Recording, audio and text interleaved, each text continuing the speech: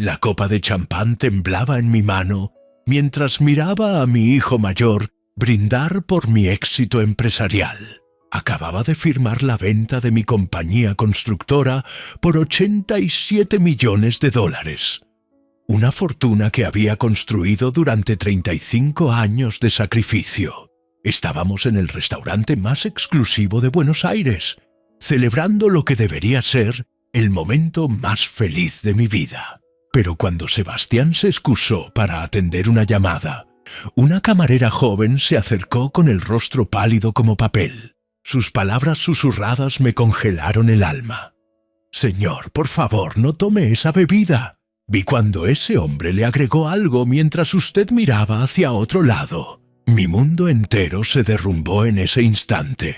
¿Están escuchando desde Argentina? ¿Desde otro país? Déjenme contarles cómo un padre que lo dio todo por sus hijos terminó descubriendo la traición más dolorosa imaginable. Mi nombre es Alejandro Mendoza. Tengo 61 años y fundé Construcciones Mendoza cuando apenas tenía 26. Empecé con una pequeña cuadrilla de albañiles y un préstamo que me quitaba el sueño cada noche. Isabel, mi esposa, era mi compañera en todo. Juntos teníamos un sueño compartido de construir no solo edificios, sino un imperio familiar que pasaría de generación en generación. Tuvimos 2 hijos maravillosos. Sebastián nació cuando yo tenía 29 años, y 3 años después llegó Valeria.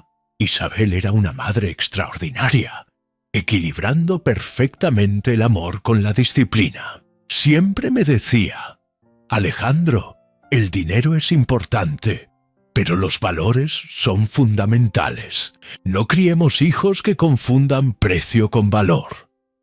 Pero la vida tiene formas crueles de cambiar nuestros planes. Isabel desarrolló una enfermedad degenerativa cuando Sebastián tenía 25 años. Durante 4 años luchamos contra lo inevitable. Gasté fortunas en tratamientos experimentales. Volamos a hospitales especializados en Europa. Consultamos con los mejores especialistas del mundo. Nada funcionó. Sus últimas palabras antes de partir siguen resonando en mi mente. Prométeme que no los malcriarás. Prométeme que les enseñarás a ganarse las cosas. Se lo prometí mientras sostenía su mano fría. Fue una promesa que no cumplí. El dolor de perder a Isabel me transformó en alguien que no reconocía. Me refugié en el trabajo, expandiendo la empresa como nunca antes, firmando contratos millonarios, construyendo rascacielos que tocaban las nubes. Pero mientras construía edificios, mi familia se derrumbaba. Sebastián había estudiado administración de empresas, o al menos eso decía su título. La verdad es que pasó más tiempo en fiestas universitarias que en clases. Se casó con Natalia, una mujer cuya ambición era tan visible como su maquillaje excesivo. Desde el primer día supe que ella veía signos de pesos en lugar de personas. Pero mi hijo parecía feliz, y yo estaba demasiado perdido en mi dolor para intervenir.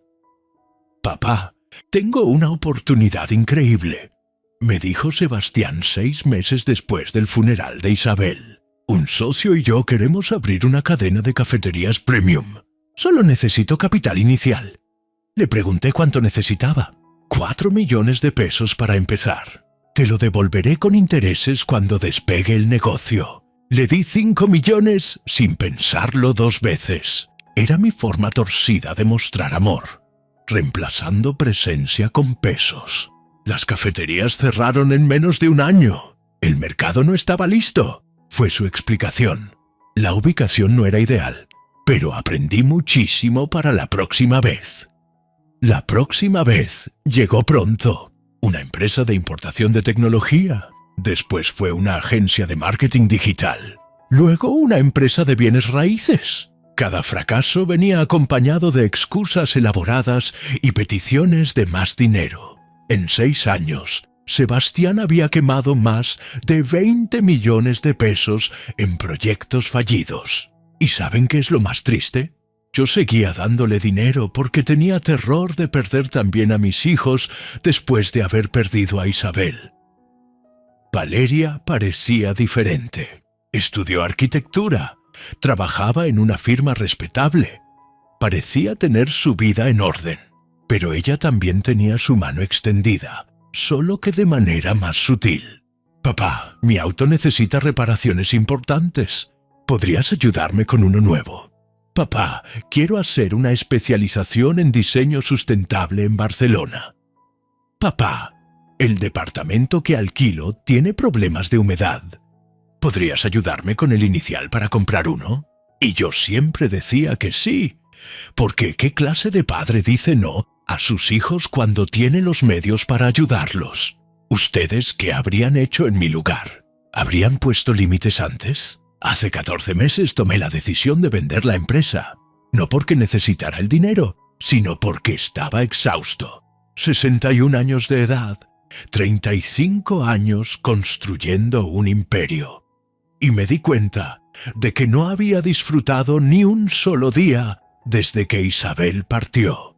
Quería viajar, conocer el mundo que había ignorado mientras firmaba contratos y supervisaba construcciones. Cuando les conté a mis hijos sobre mis planes de venta, sus reacciones me dejaron perplejo. «¿Cuánto esperas obtener?», fue la primera pregunta de Sebastián, ni siquiera un felicidades o «te lo mereces». Le expliqué que las negociaciones preliminares rondaban entre 70 y 90 millones de dólares. Vi cómo sus ojos brillaban con una intensidad que nunca había visto cuando hablaba de sus propios proyectos. Valeria fue más sutil pero igualmente calculadora. «¿Y qué piensas hacer con tanto dinero, papá? ¿No crees que es momento de pensar en el legado familiar?» El legado familiar, como si no hubiera pensado en eso cada día de mi vida. Como si no hubiera construido todo esto precisamente para ellos. Pero lo que ellos querían no era un legado, era un adelanto inmediato de su herencia. Sebastián fue directo. «Papá, Valeria y yo hemos estado conversando. Creemos que sería justo que nos dieras 50 millones de dólares a cada uno cuando vendas. Te quedarías con el resto para vivir cómodamente». Me quedé sin palabras. Estaban repartiendo mi dinero antes de que siquiera lo tuviera en las manos. «Necesito pensarlo», fue todo lo que pude decir. Vi cómo intercambiaban miradas de frustración, como si mi indecisión fuera una traición a sus expectativas. Las negociaciones de venta fueron complejas. Múltiples ofertas, due diligence exhaustiva, abogados yendo y viniendo con documentos interminables. Finalmente, después de 9 meses, llegamos a un acuerdo. 87 millones de dólares. Una cifra que superaba mis expectativas más optimistas. El día de la firma, mis hijos aparecieron sin invitación en la oficina del notario. «Queríamos estar presentes en este momento histórico», dijo Valeria con una sonrisa que no llegaba a sus ojos. Después de firmar, Sebastián insistió en que fuéramos a celebrar. «Como familia», enfatizó. «Los 4, tú, yo, Natalia y Valeria. Reservé mesa en el mejor lugar de la ciudad». Algo en su insistencia me incomodó, pero acepté. Tal vez era mi última oportunidad de tener una cena familiar normal antes de que el dinero complicara todo aún más. El restaurante era espectacular. Uno de esos lugares donde cada plato es una obra de arte y cada copa de vino cuesta lo que una familia promedio gasta en comestibles mensuales. Hablamos de trivialidades durante los primeros platos, pero podía sentir la tensión creciendo como la humedad antes de una tormenta. Finalmente, después del plato principal, Sebastián se aclaró la garganta. «Papá, necesitamos hablar seriamente sobre el futuro financiero de la familia». Valeria asintió, apoyando a su hermano. «Hemos consultado con asesores financieros y abogados especializados en planificación patrimonial. La manera más eficiente de transferir tu riqueza es hacerlo ahora, mientras gozas de plena capacidad mental y legal. Plena capacidad mental. La forma en que lo dijo me heló la sangre. ¿Qué insinúas exactamente?, pregunté. Natalia, que había estado callada hasta ese momento, intervino con voz dulce pero venenosa. Solo que a tu edad, las cosas pueden cambiar rápidamente. Mejor prevenir que lamentar. Y si no acepto sus términos, ¿qué pasa? Los tres intercambiaron miradas. Sebastián respondió con frialdad. Entonces tendremos que proteger nuestros intereses legítimos de otras maneras. Tenemos evidencia de que has estado mostrando signos de confusión, olvidos frecuentes, decisiones erráticas. Sería una lástima tener que presentar eso ante un juez. No podía creer lo que estaba escuchando. Mis propios hijos me estaban extorsionando. Necesito ir al baño, dije levantándome. Necesitaba espacio para procesar esta pesadilla. Sebastián dijo que él también necesitaba ir, pero se quedó en la mesa un momento más, mientras yo me alejaba. Fue entonces cuando sucedió. La camarera, una joven de no más de 23 años, me interceptó en el pasillo. Su advertencia sobre la bebida adulterada me golpeó como un puñetazo en el estómago. Le pedí que guardara esa copa como evidencia y que me diera su información de contacto. Su nombre era Lucía, y su valentía al advertirme probablemente me salvó de algo mucho peor que una simple intoxicación. No regresé a la mesa. Salí del restaurante directamente, tomé un taxi y me fui a casa mientras mi teléfono explotaba con llamadas y mensajes furiosos. Apagué el dispositivo y pasé la noche en vela, procesando la magnitud de la traición. Mi hijo había intentado drogarme. ¿Con qué propósito? ¿Para hacerme firmar documentos bajo influencia? ¿Para grabarme en estado alterado y usarlo como evidencia de incapacidad? Las posibilidades eran cada una más aterradora que la anterior. A primera hora de la mañana llamé a mi abogado, el doctor Ramón Herrera, un viejo amigo que había manejado los aspectos legales de mi empresa durante décadas.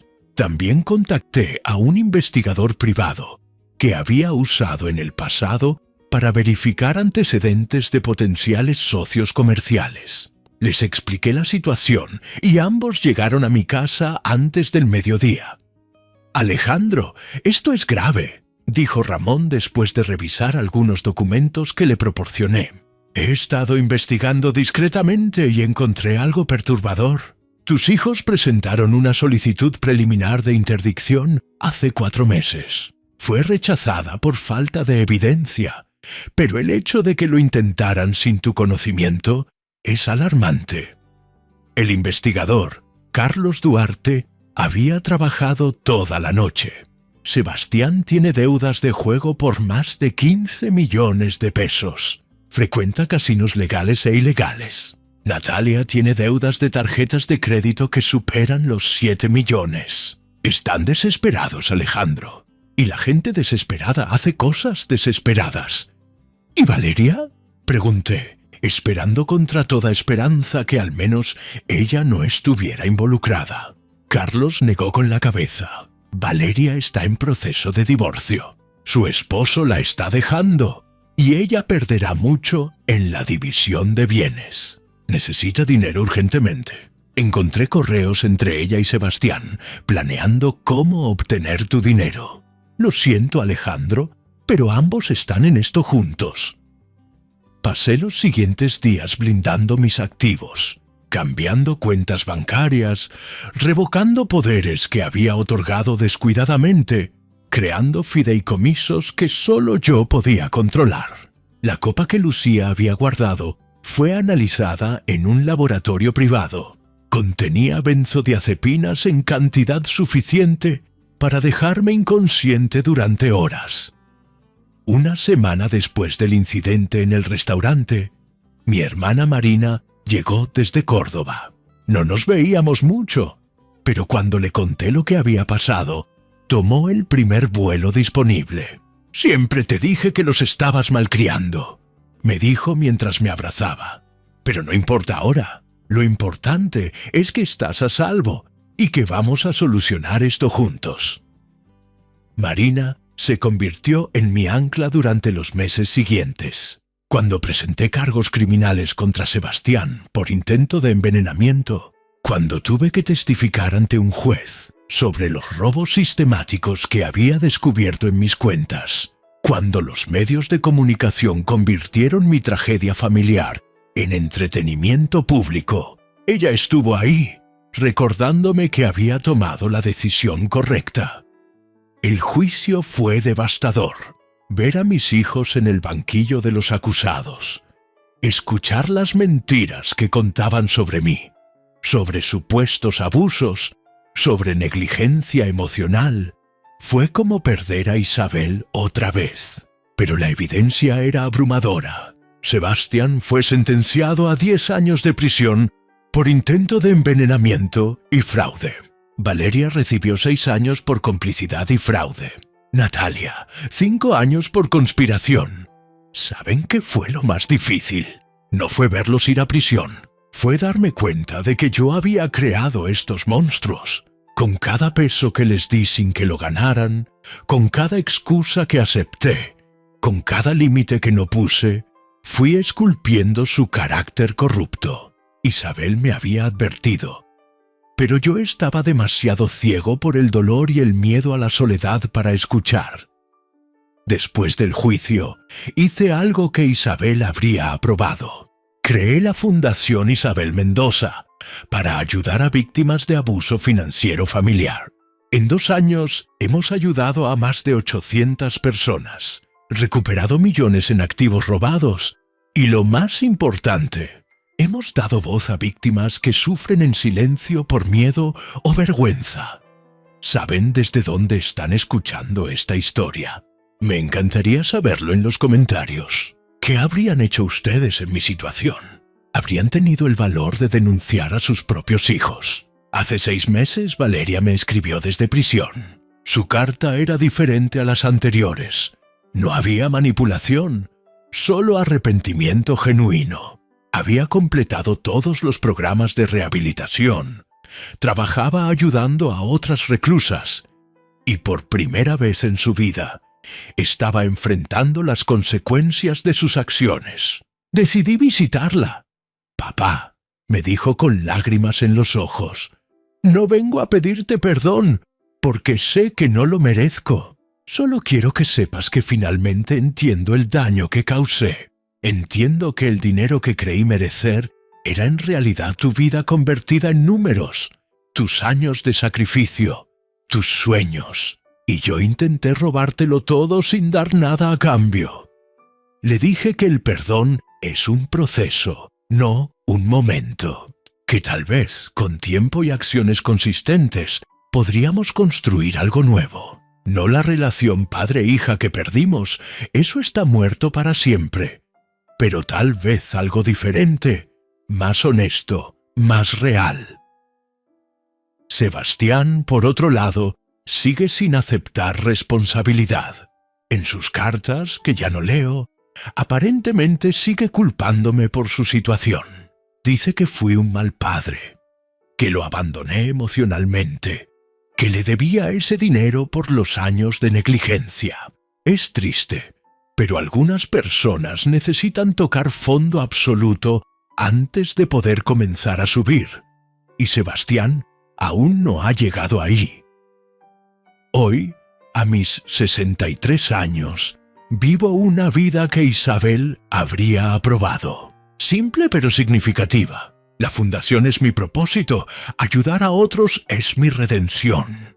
El dinero de la venta de la empresa está seguro, invertido en forma conservadora, generando ingresos que uso principalmente para la fundación y para vivir modestamente. A veces me preguntan si me arrepiento de haber enviado a mis hijos a prisión. La respuesta es no. Me arrepiento de no haber sido el padre que necesitaban cuando eran niños, de haberlos malcriado, de haber confundido amor con indulgencia. Pero confrontar sus crímenes, buscar justicia, protegerme, eso fue lo correcto. Porque el amor sin respeto no es amor, es enablement disfrazado de cariño. Si están pasando por algo similar, si tienen familiares que los explotan, que los manipulan, que los ven como cajeros automáticos en lugar de seres humanos, quiero que sepan esto. Tienen derecho a defenderse. Tienen derecho a poner límites. Tienen derecho a buscar justicia, incluso si eso significa consecuencias legales para quienes dicen amarlos. La familia no es quien comparte tu sangre. La familia es quien te respeta, quien te valora por quien eres, no por lo que tienes. La familia verdadera nunca intentaría drogarte para robarte. La familia verdadera nunca conspiraría para declararte incompetente. La familia verdadera nunca pondría tu vida en peligro por dinero. Mi hijo intentó envenenarme. Mi hija fue su cómplice. Y cuando los detuve, cuando busqué justicia, mucha gente me juzgó. Algunos me llamaron cruel. Otros dijeron que había elegido el dinero sobre la familia. Pero la verdad es que elegí la dignidad sobre el abuso, la justicia sobre la impunidad, el respeto propio sobre mantener una fachada familiar tóxica. Desde Buenos Aires, con 63 años y una vida reconstruida desde las cenizas de la traición, les envío un mensaje de esperanza. Es posible sobrevivir a la traición familiar. Es posible reconstruir tu vida después de perderlo todo. Es posible encontrar propósito en el dolor y convertir tu experiencia en ayuda para otros. Mi historia no es única. Miles de personas mayores son explotadas por sus familias cada día. Algunos pierden todo y nunca se recuperan. Otros, como yo, logran defenderse y reconstruir. Pero todos merecen ser escuchados, ser creídos, ser apoyados. La Fundación Isabel Mendoza sigue creciendo. Cada semana recibimos docenas de casos nuevos. Cada historia me recuerda por qué esto es importante. Un hombre de 70 años cuya hija lo convenció de firmar su casa a su nombre y luego lo echó. Una mujer de 65 cuyos hijos vaciaron sus cuentas de retiro mientras ella estaba hospitalizada. Un viudo de 72 años cuyos nietos lo extorsionaban, amenazando con no dejarlo ver a sus bisnietos. Todas estas historias tienen algo en común. El abusador cuenta con que la víctima no se defenderá por vergüenza, por amor malentendido, por miedo a quedarse sola. Pero estar solo es mejor que estar rodeado de vampiros emocionales y financieros. La soledad elegida tiene dignidad. El abuso aceptado no tiene nada más que dolor continuo. Si mi historia les ha enseñado algo, espero que sea esto. Nunca es tarde para defenderse. Nunca es tarde para buscar ayuda. Nunca es tarde para elegir tu bienestar sobre mantener relaciones tóxicas, incluso si esas relaciones son con tus propios hijos. Sé que suena duro. Créanme, viví cada segundo de esa dureza.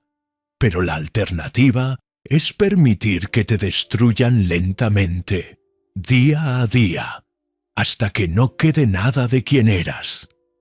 ¿Qué les enseñó esta historia? Me encantaría leer sus reflexiones en los comentarios. ¿Desde qué país me están escuchando? ¿Argentina? ¿México? ¿España? ¿Colombia?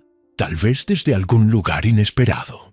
Sus comentarios me dan fuerza para seguir compartiendo, para seguir ayudando. ¿Conocen a alguien que esté pasando por algo similar?